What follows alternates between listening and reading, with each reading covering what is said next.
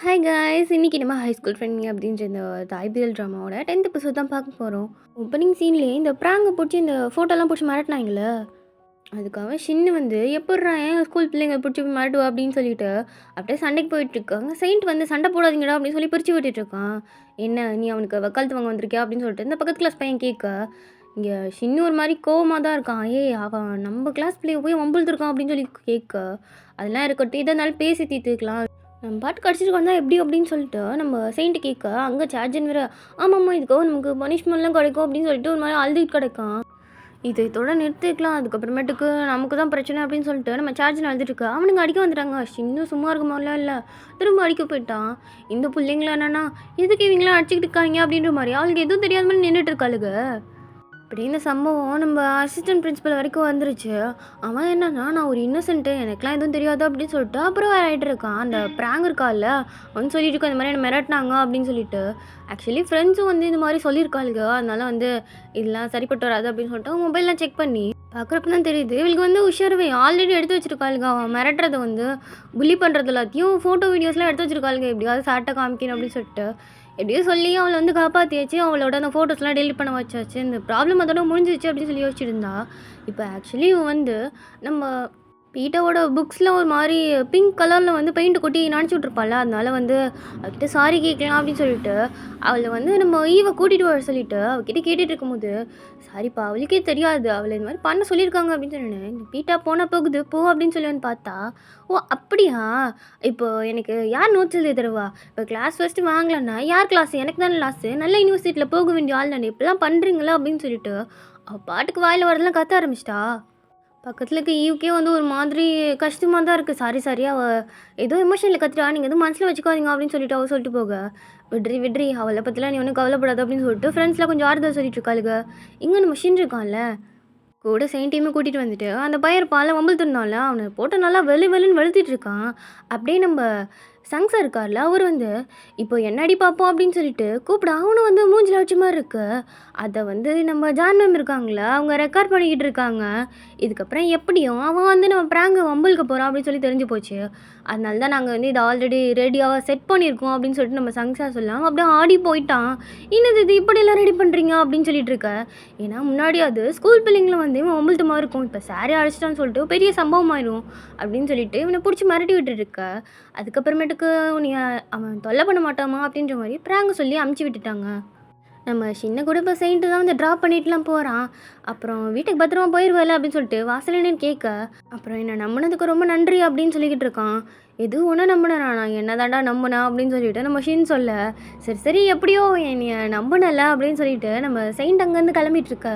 சின்னமே பார்த்து சிரிக்கிற மாதிரி தான் இருக்குது. நம்ம சின்ன அப்படியே பார்த்து சிரிச்சுக்கிட்டே இருக்கா. இந்த இடத்துல கட் பண்ணி இந்த பொண்ணை தான் காமிக்கிறாங்க. அவள் பேர் வந்து ஆரி. இவன் வந்து கால் பண்ணி எனக்கு ஏதாச்சும் ஒரு ஒர்க் ரெடி பண்ணி கொடுங்களேன் ப்ளீஸ், என் வீட்டில் வந்து ரொம்ப கஷ்டமாக இருக்குது, சாப்பாட்டுக்கே கஷ்டப்பட்டுட்ருக்காங்க அப்படின்னு சொல்லிட்டு ஏதாவது பார்ட் டைம் ஜாப் வந்து ஓவர் டைம் கூட பண்ணுறேன் அப்படின்னு சொல்லி கேட்டுருக்கா. இதை நம்ம ஈவ் வந்து பார்த்துட்டே இருக்கா. எனக்கு எல்லாருக்கும் பண்ணு கொடுக்குன்னு தோணுச்சு, அதனால வாங்கினேன் இந்தா வச்சுக்கோ அப்படின்னு சொல்லி அவள்கிட்ட கொடுத்துட்ருக்கா. ஏன்னா அவள் ஆல்ரெடி பசிக்குதுன்னு சொல்லிட்டு வயல்லாம் பிடிச்சி கசக்கிட்டு இருந்திருப்பா. அப்புறம் ஏதாவது ஹெல்ப் வேணா கேளு சரியா, ஏன்னா நம்ம ஃப்ரெண்ட்ஸாக இருக்க போகிறோம் அப்படின்னு சொல்லிட்டு நம்ம ஈவ் சொல்லிட்டு போக, அவளுக்கு நீ இன்னும் பருப்பா குரூப்பில் இருந்தால் தானே நீ என்கிட்ட பேசுகிறா அப்படின்ற மாதிரி வித்தியாசமாக பார்த்துட்டு இருக்கா. அங்கே கட் பண்ணி இங்கே இந்த கென் இருக்கான்ல, அவன் மறுபடியும் சம்பவத்தை ஆரம்பிச்சிட்டான். ஏன் என்கிட்ட இந்த விஷயத்தெல்லாம் சொல்லலை, இவ்வளோ பிரச்சனை நடந்திருக்கு அப்படின்னு சொல்லிட்டு நம்ம ஈவ்கிட்டையும் ஆரிக்கிட்டையும் கேட்க, நாங்கள் போய் பிரச்சனை பண்ணுறோம் அப்படின்னு சொல்லிட்டு அங்கேருந்து கிளம்பிட்டு இருக்காங்க. இங்கே நம்ம பிரின்சிபல் வந்து பார்க்குறாங்க. பார்த்தா இந்த பெயிண்ட் கொட்டினா தானே பிரச்சனை, நாங்கள் ஒரு கிளாஸே வந்து நாசம் பண்ணி வைக்கிறோம் அப்படின்னு சொல்லிட்டு இந்த கென்னு குரூப் வந்து மொத்தமாகவே பெயிண்ட் எடுத்து ஃபுல் ரூம்லேயும் அழிச்சு விட்டுட்டு போயிட்டானுங்க. இப்போ நம்ம பீட்டாவோட நோட் புக்ஸ் கூட கிடையாது, எல்லாத்தோட நோட் புக்ஸும் அவ்வளவுதான். இதில் வேற நம்ம ஜான் மாமும் நம்ம சங் சார் வந்து என்ன பண்ணுறதுனே தெரியாமல் முழிச்சிட்டு இருக்கா. இங்கே எல்லாரும் வந்து வேற ஒரு ரூமில் நிற்கிற மாதிரி இருக்குது. சரி இப்போ நம்ம என்ன பண்ணுறது அப்படின்னு சொல்லிட்டு எல்லாம் யோசிச்சிட்டே இருக்கா. எப்படி நம்மளை பனிஷ் தான் பண்ண போகிறாங்க அப்படின்னு சொல்லிட்டு நம்ம ஷின்லாம் சொல்லிக்கிட்டு இருக்கான். இங்கே நம்ம பிரின்சிபல் மேம் வந்து இதுக்கப்புறமேட்டுக்கு உங்களெல்லாம் வந்து சார்கிட்டையும் மேம்கிட்டையும் விட்டு வைக்கிறதுலாம் எந்த பிரயோஜனமே கிடையாது. நானே வந்து என் கையில் ஆயுதத்தை எடுக்கிறேன். அவங்க எல்லாருக்குமே கண்டிப்பாக நான் பனிஷ்மெண்ட் கொடுக்காமலாம் வீட்டுக்கு அனுப்ப போகிறதில்ல அப்படின்னு சொல்லிட்டு ரொம்ப கோவமாக பேசிட்டு போக, அது என் பையன் கேபிளாக இருந்தாலும் சரி அப்படின்னு சொல்லிட்டு அவங்க ரொம்ப ஸ்ட்ரிக்டாக சொல்லிட்டாங்க. சங் சார்லாம் இதுங்களை புரிஞ்சிக்கவே முடியல அப்படின்னு சொல்லிட்டு ஒரு ஓரமாக நின்று பார்த்துட்டு இருக்காரு. சரி சரி வாங்க வாங்க கிளம்பலாம் கிளம்பலாம் அப்படின்னு சொல்லிட்டு எல்லாம் கிளம்பிட்டு இருக்க. இங்கே நம்ம செயின்ட் வந்து சின்ன பார்க்குறான், அவன் பேச கூட மாட்றான். பிரின்சிபல் என்ன சொல்லியிருப்பாங்க அப்படின்னா, எல்லாரையும் வந்து கிளாஸ் ரூம்குள்ளாரே வந்து அடைச்சி வச்சுடுறேன். நீங்கள் ஈவினிங் கிளம்புற வரைக்கும் அங்கே தான் இருக்கணும் அப்படின்னு சொல்லிட்டு, அதனால எல்லாரும் ஸ்கூலை ஸ்கிப் பண்ணிவிட்டு வேறு ஒரு ரூமுக்கு வந்துடலாம் அப்படின்னு சொல்லிட்டு அந்த ரூமில் வந்து வெயிட் பண்ணிட்டு இருக்காங்க. இந்த கன்றாவிக்கு நீங்கள் உள்ளாக்கே இருந்திருந்தா கூட ரெண்டும் ஒரே மாதிரி தானடா இருந்திருக்கும் அப்படின்னு சொல்லிட்டு பார்த்துட்டு இருந்தா, இவங்க வந்து நான் என் அம்மாவோட பேச்சு கூட மதிக்கிற மாதிரி இல்லை, கொஞ்சம் கூட இறக்கமே இல்லாமல் பேசுகிறாங்க அப்படின்னு சொல்லிட்டு கேபிளுமே கட் பண்ணிட்டு வந்துட்டான். பீட்டாவும் மெயினாக போகிற மாதிரி இல்லை அப்படின்னு சொல்லிட்டு கிளாஸை ஸ்கிப் பண்ணிட்டு வந்துட்டுருக்கா. சரி சரி, அப்போ நம்ம கிளாஸை மொத்தமாக எல்லோரும் சேர்ந்து கட் அடிச்சிடலாம் அப்படின்னு சொல்லிட்டு நம்ம செயின்ட் சொல்லிட்டு இருக்க. அங்கே நம்ம சின்சிங் இருக்கால, அவளை கூப்பிட்றதுக்காக தான் செயின்ட் வந்திருக்கான். அப்புறம் என்ன 2 பேரும் சேர்ந்துட்டீங்க பிள்ளைக்கு அப்படின்னு சொல்லிட்டு நம்ம சிங் கேட்டுட்டு இருக்கா. அதெல்லாம் ஒன்றும் இல்லை, வந்தன் கூட வந்தான் அப்படின்ற மாதிரி நம்ம சின்ன சொல்லிக்கிட்டு இருக்கான். சரி சரி, எனக்கு ஐஸ்கிரீம் வாங்கி தாடா செயின்ட்டு அப்படின்னு சொல்லிட்டு செயின்ட்டுக்கிட்ட கேட்டுட்ருக்க. நீலாம் என் தங்கச்சியா என்ன, என்னை கண்டுக்க கூட மாட்ற, எனக்கு என்னமோ நீ செயின்ட்டோட தங்கச்சியாக இருக்குமோ டவுட்டாக இருக்குது அப்படின்னு சொல்லிட்டு நம்ம சின்ன சொல்லிக்கிட்டு இருக்க. நான் செயின்ட்டுக்கு தான்டா தங்கச்சி அப்படின்னு சொல்லிட்டு சிங் சொல்லிகிட்டு இருக்கா. சரி, சண்டை போட்டால் கூட எவ்வளோ அழகாக இருக்கான் அப்படின்ற மாதிரி நம்ம சைடு பார்த்துட்டே இருக்க. அங்கே கட் பண்ணி இந்த கென்னதை காமிக்கிறாங்க. எங்கள் பைக்குங்கடா அப்படின்னு சொல்லிட்டு இந்த ஜங்கு கிட்ட கேட்க, அதுவா நீ எனக்கு கொடுக்க வேண்டிய காசுக்கும் பைக்கை விற்றுட்டேன் அப்படின்னு சொல்லிட்டு அந்த ஜங் சொல்லிக்கிட்டு இருக்கான். என்னடா இது, பைக்கை போய் விற்றுட்டேன்றான் அப்படின்னு சொல்லிட்டு. சரி ஓகே, அவன் மேலே வந்து ஏதாச்சும் ஒரு ஆக்ஷன் எடுத்து தின்னுல மனசே அடங்காது அப்படின்னு சொல்லிட்டு இப்போ அந்த ஜெங்கோட பைக் வந்து திருடுறதுக்கு நம்ம செயின்ட்டுக்கிட்ட வந்து, இங்கே பாரு இதுக்கப்புறம் நாங்கள் சின்ன வந்து வம்பலுக்கு போகிறது கிடையாது, அதுக்கு பதிலாக எங்களுக்கு ஒரே ஒரு விஷயம் மட்டும் பண்ணி கொடுத்துரு, அதாவது அந்த ஜெங்கு இருக்கான்ல அவனோட பைக்கை மட்டும் எனக்கு திருடி கொடுத்துரு அப்படின்னு சொல்லி கேட்டுட்டு இருக்காங்க. இங்கே நம்ம சங்ஸாக இருக்கார்ல, இவர் என்னன்னா இவங்க எல்லாரும் ஸ்கிப் பண்ணிட்டாங்களே, இதை பிரின்சிபல்கிட்ட சொன்னால் என்ன பண்ண போகிறாங்களோ தெரியல அப்படின்னு சொல்லிட்டு சரி சொல்ல வேணான்ற மாதிரி முடிவு பண்ணியிருக்காங்க. இங்கே நம்ம செயின்ட் இருக்கான்ல, அந்த பைக்கை திருடுனா நம்ம ஷின்னை வந்து இதுக்கப்புறம் தொல்லை பண்ண மாட்டான் அப்படின்னு சொல்லிட்டு ஜெங்கோட பைக்கை திருடுறதுக்கு வந்திருக்கான். ஆனால் இங்கே நம்ம ஷின் கால் பண்ணும்போது ஏதோ ஒரு ப்ராப்ளம் இருக்கான் அப்படின்னு சொல்லி மட்டும் தெரிஞ்சிருச்சு. நம்ம சார்ஜன் சொல்லியிருந்துருப்பான் போல இருக்கு. இங்கே செயின்ட் வந்து ஜெங்கோட இடத்துல தான் இருக்கான். மாட்டினா அவ்வளோதான், அடிச்சு ரத்தத்தை பார்க்காம விட மாட்டாங்க. ஆனாலும் என்ன ஒரு தைரியம் நம்ம சார்வாளுக்கு. அவன் அப்படியே கொஞ்சம் கொஞ்சமாக இவங்க எப்படியாவது அடிச்சிட்டு எப்படியாவது அவன் பைக்கை திருடி போயிடலாம் அப்படின்னு சொல்லிட்டு அங்கே கடந்த எக்ஸ்டிங்விஷரை எடுத்து அப்படியே மண்டையில் அடிச்சுட்டு அப்படியே இவனோட பைக்கு சாவி எடுக்க போகும்போது அங்கே வந்துட்டானுங்க. ஐயோ ஓடணுமே அப்படின்னு சொல்லி பார்த்துருந்தா ஷின்னு வந்துட்டான். டே வாடா வாடா ஓடலாம் அப்படின்னு சொல்லிட்டு ஷின்னு கூப்பிடு, சரி வா போய் தொலையலாம் அப்படின்ட்டு மாற்றி அப்படியே கொஞ்சம் கொஞ்சமாக ஓடியாந்துட்டு மேலே கிட்டத்தட்ட மொட்டை மாடி மாதிரி ஒரு ரூம் இருக்குது, அங்கே போய் செட்டில் ஆகிட்டாங்க. இப்போ என்ன பண்ணுறதுன்னு தெரியலையே அப்படின்னு சொல்லிட்டு பார்த்துட்டு இருக்க. சரி சரி, நான் போய் அவங்களுக்கு வந்து திசை திருப்புறேன், அதுக்குள்ளே ஓடிடு அப்படின்னு சொல்லிட்டு இருக்க. அப்புறம் என்னத்துக்குடா நீ பைக்கெல்லாம் எடுக்க வந்தா அப்படின்னு சொல்லிட்டு நம்ம ஷின்னு கேட்குறான். அது அவன் தான் வந்து இது மாதிரி உனக்கு தொல்லை கொடுக்க மாட்டேன்னு சொன்னான் அப்படின்ட்டு இருக்கா. இவனுங்க அப்படியே மறைஞ்சு ஒவ்வொருத்தங்களாம் வர வர அவங்கள அடிச்சுட்டு வெளியில் வந்துட்டாங்க. நம்ம செயின்ட்டு கையில் கன்று வர வச்சுருக்கான், அவங்கள அடிக்கிறதுக்காக எடுத்துருப்பான் போல இருக்குது. அடைக்கு இருக்கு பையில அதை தூக்கி போடு அப்படின்னு சொல்லிட்டு நம்ம ஷின்னு சொல்ல, அங்கே நம்ம செயின்ட்டும் அதை தூக்கி போட்டுட்டு அப்படியே 2 பேர் பஸ்ஸில் ஏறுறாங்க. சரி ஓகே, நான் வரலன்னா என்ன பண்ணியிருந்திருப்பேன், செத்துருப்பில்ல அப்படின்னு சொல்லிட்டு நம்ம ஷின்னு கேட்க, அப்படியே தோல் மேலே கை போட்டு பேச நம்ம செயின்ட்டுக்கு வந்து பழைய ஞாபகங்கள்லாம் வர ஆரம்பிச்சிச்சு. ஷின் நீ என்கிட்ட பேசிட்டேன் அப்படின்ற மாதிரி நம்ம செயின்ட் சொல்ல, ஆமாம் பேசிட்டேன், ஏன் உன்னை ஒரு கிளாஸ்மேட்டை தான் பார்க்குற, வேற ஒன்றும் இல்லை சரியா அப்படின்ற மாதிரி நம்ம ஷின் சொல்ல, அதானே வெறும் கிளாஸ்மேட் தானே அப்படின்ற மாதிரி அப்படியே லைட்டாக கஷ்டத்தோடு சிரிச்சுக்கிட்டு இருக்க. அங்கே நம்ம ஷின்னு வந்து திரும்பி பார்க்குறான்.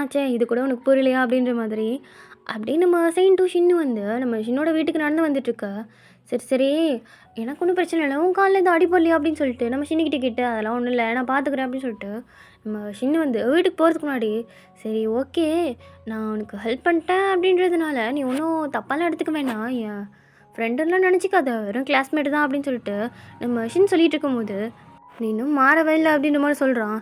என்ன அப்படின்னா, அதாவது ஸ்கூல் டைமில் இவங்க 2 பேரும் ஒன்றா சுற்றி இருந்தாங்களே, அந்த டைமில் செயின்ட்டு தான் அடிக்கடி ஆட்டியே சம்பவம் பண்ணிகிட்டே இருப்பான், சின்னதாக வந்து இவனை காப்பாற்றிட்டு இருப்பான், எதுவும் பிரச்சனை ஆகிடக்கூடாது அப்படின்னு சொல்லிட்டு, ஏன்டா இப்படி இருக்க, இப்படியே பண்ணிகிட்டு இருந்தேன்னா அதுக்கப்புறம் அவங்ககிட்ட பேசவே மாட்டேன் அப்படின்னு சொல்லிட்டு நம்ம ஷின்னு சொல்ல, நீ பேசல அப்படின்னு சொன்னால் உன்கிட்ட பேசாமல் இருந்து அந்த சோகத்துலேயே தனிமையில் நான் கிட்டத்தட்ட செத்தே போயிடுவேன் அப்படின்னு சொல்லிட்டு நம்ம செயின்ட்டு சொல்லிக்கிட்டு இருக்கான். சரி சரி, இனிமேல் உனக்காக நான் வந்து அவங்ககிட்டலாம் சண்டை போடல சரியா அப்படின்னு சொல்லிட்டு நம்ம செயின்ட்டு ஷின்னு வந்து ரொம்ப கஷ்டப்பட்டு கரெக்ட் பண்ணி வச்சுருந்துருக்கான் போல இருக்கு. சரி சரி, ஆனால் நான் ரொம்ப சீரியஸாக இருக்கேன், ஒன்றும் என்னால் இழக்க முடியாது இருக்கா, வேணா நான் அவங்கள்ட்ட வந்து எதுவும் பிரச்சனை பண்ணாமல் இருக்கேன் அப்படின்னு சொல்லிட்டு செயின்ட்டு சொல்லியிருந்திருப்பான். ஆனால் நான் இப்போ வரைக்கும் உனக்கு அந்த தப்பான விஷயத்த செய்யாமல் இருந்திருக்கலான்னு தோணுது அப்படின்னு சொல்லிட்டு நம்ம செயின்ட்டு சொல்லிட்டுருக்க. சரி சரி, நான் பேசினது போதும் நான் கிளம்புறேன் அப்படின்ற மாதிரி நம்ம ஷின்னு கிளம்பிட்டு இருக்கா. அங்கே நம்ம ஷின்னோட அம்மா வந்து எதுக்குடா இங்கே வந்த அப்படின்னு சொல்லிட்டு செயின்ட் கண்ணத்துலேயே பொழியன்னு ஒன்று வச்சுட்டாங்க. ஷின் வீட்டுக்குள்ளே போ அப்படின்னு சொல்லிட்டு அங்கே ஷின்னை வந்து அவங்க உள்ளே போக சொல்லிட்டு இருக்கா. எதுக்கு இங்கே வந்தேன், என் பையனை இது வரைக்கும் அழ வச்சதெல்லாம் பார்த்தாதா, இதுக்கப்புறமேட்டுக்கு அழ வைக்கணுமா, இதுக்கப்புறமா ஃப்ரெண்டுன்னு சொல்லி ஏமாற்ற போறியா அப்படின்னு சொல்லிட்டு செயின்ட் அப்படியே நம்ம ஷின்னை திட்டுற மாதிரி திட்டிகிட்டு இருக்காங்க. சாரி ஆண்டி, எல்லாமே ஏன் தப்பு தான், அவங்ககிட்ட நான் பேசியிருக்க கூடாது, நான் ரொம்ப செல்ஃபிஷாக நடந்திருக்கேன், அதனால் இதுக்கப்புறம் நான் அவங்ககிட்ட பேசல அப்படின்னு சொல்லிட்டு நம்ம ஷின் சொல்ல, எப்போவுமே நீ இப்படி தானடா, ஏதாச்சும் ஒரு சின்ன விஷயம்னா உடனே விட்டுட்டு போயிடுவில்ல, ஆல்ரெடி என்னை ஒரு வாட்டி கிவ் அப் பண்ணிட்டு போனேன், இப்போயும் என்னை கிவ் அப் பண்ணிட்டு போகிற, இவ்வளோ தானே நீ, உனக்கு இவ்வளோ தானே தெரியும் அப்படின்னு சொல்லிட்டு நம்ம செயின்ட்டை பிடிச்சி அப்படியே அடிச்சு விட்டுடுறான். ஷின்னுக்கு அப்படியே ஒரு மாதிரி ஃபீல் ஆகி, இதுக்கப்புறமேட்டுக்கு நிஜமாவே நான் உன்கிட்ட பேசவே மாட்டேன், நம்ம என்றைக்குமே ஃப்ரெண்ட் ஆக முடியாது, அவ்வளோதான் என்னை மறந்துடு அப்படின்னு சொல்லிட்டு நம்ம ஷின் சொன்னோன்னா அப்படியே செயின்ட்டுக்கு ஒரு மாதிரி சோகமாயிடுச்சு.